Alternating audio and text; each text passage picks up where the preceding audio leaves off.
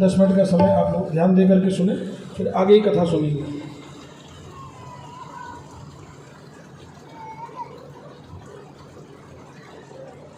और आज श्रीमद् भागवत गीता आपके गांव जैतासर के अंदर आज छठा दिन है, सातवां छठा। तो हम सबका सौभाग्य है कि हमारे बीच हमारे इस प्रदेश के सबसे जाने माने महंत भरत शरण जी महाराज, जो हजारों लाखों लोगों को इस कथा के माध्यम से लंबे समय से जो ज्ञान दे रहे हैं, वो हम सबके लिए प्रेरणा स्रोत है और आने वाली पीढ़ियों के लिए प्रेरणा स्रोत है। तो सर्वप्रथम मैं परम श्रद्धेय आदरणीय गुरुदेव महंत भरत शरण जी महाराज के चरणों में कोटि कोटि प्रणाम करता हूँ और इस गांव से पधारे हुए सभी महानुभाव, माताएं, बहनें, और सौभाग्य है कि आज इस भागवत कथा के माध्यम से आप सबके बीच रूबरू होने का मौका मिल रहा है। मैं ओम कालवा राजस्थान के नाम से राजस्थान योग शिक्षक संघर्ष समिति का प्रदेश संरक्षक, योग के हमारे जितने भी कार्यक्रम होते हैं पूरे प्रदेश भर के अंदर, वो हम श्री डूंगरगढ़ से उनका संचालन करते हैं। और आदरणीय गुरुदेव का आशीर्वाद बना और कल हम बीकानेर जिले के वीर वीरांगना पत्रिका के ब्यूरो चीफ भी नियुक्त किए गए। तो आज की हमारी इस विशेष कवरेज भी कल अखबारों में भी आएगी।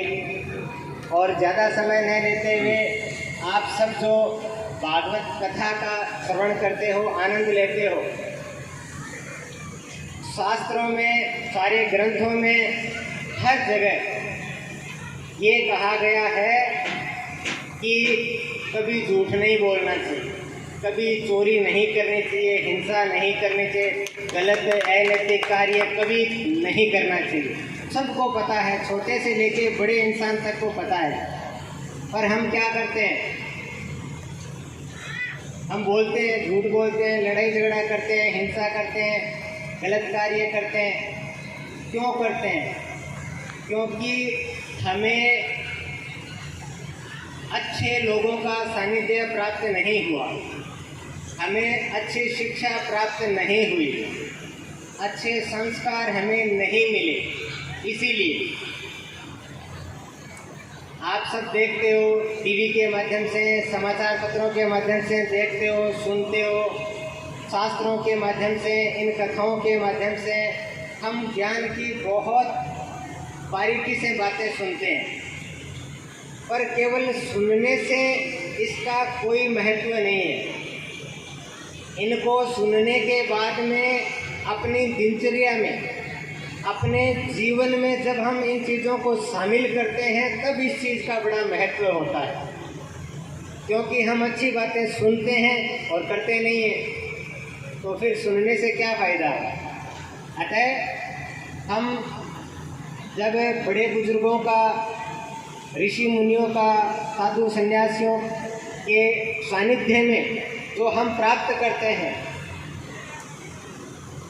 उनको हमारे जीवन में, हमारी दिनचर्या में शामिल करना है दृढ़ संकल्प के साथ। तब वो बातें जीवन में हमारे लिए भी काम आएगी, परिवार के लिए, समाज के लिए, राष्ट्र के लिए और आने वाली पीढ़ियों के लिए वो काम आएगी।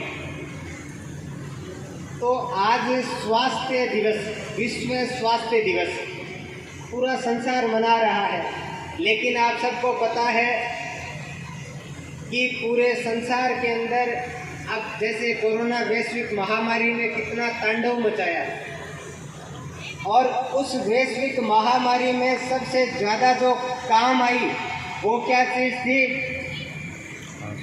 योग और आयुर्वेद चिकित्सा पद्धति।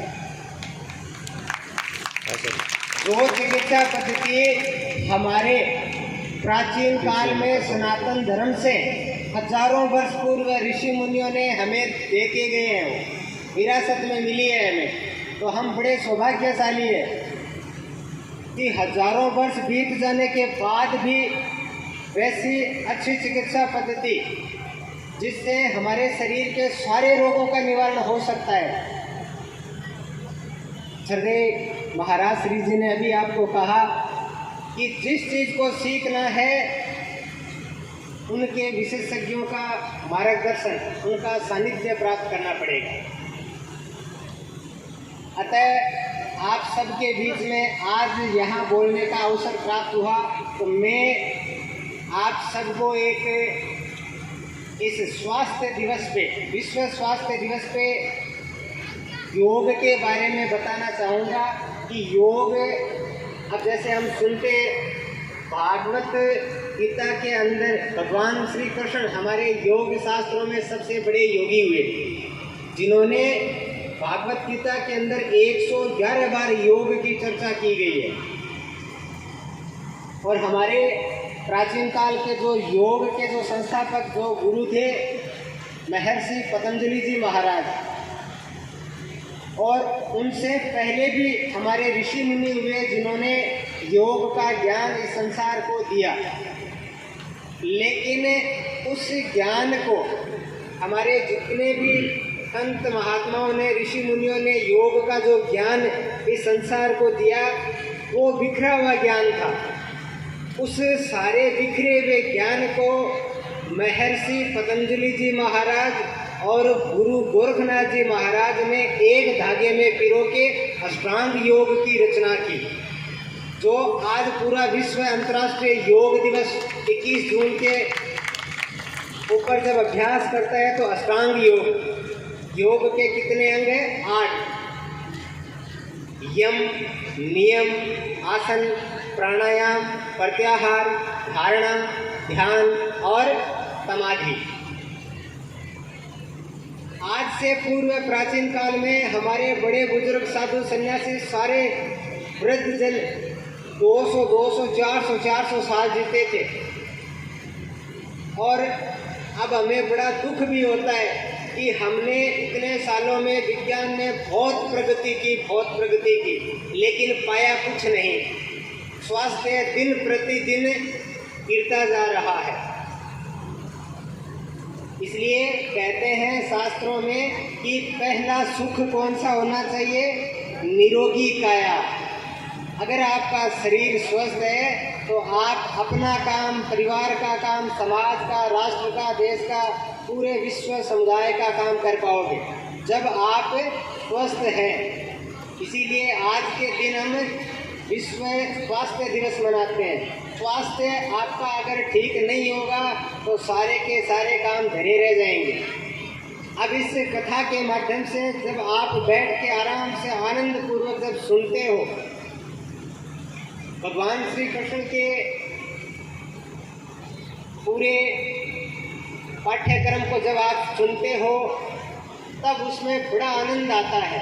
जब हम बैठे बैठे अच्छी बातें सुनते हैं, लेकिन सुनना भी है और अपने जीवन में भी अपनाना है। जब आप यहाँ बैठ के जब ताली बजाते हो तो इससे भी बहुत सारा फायदा होता है। एक तो प्रेशर के पॉइंट दबते हैं, सारे शरीर के रोगों का निवारण होता है।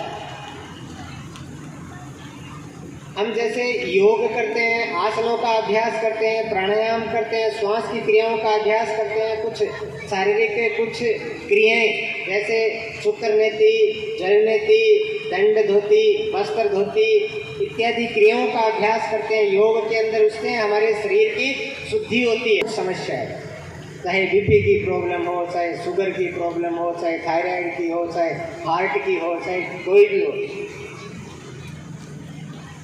तो सारी समस्याओं के बावजूद वर्तमान में भी हम योग, प्राणायाम, आयुर्वेद का सहारा लेके जैसे ऐसे आयोजन होते हैं उसमें बैठते हैं तो आत्मा को शांति मिलती है और बड़ा आनंद आता है, आनंद की अनुभूति होती है और वही तनाव मुक्ति का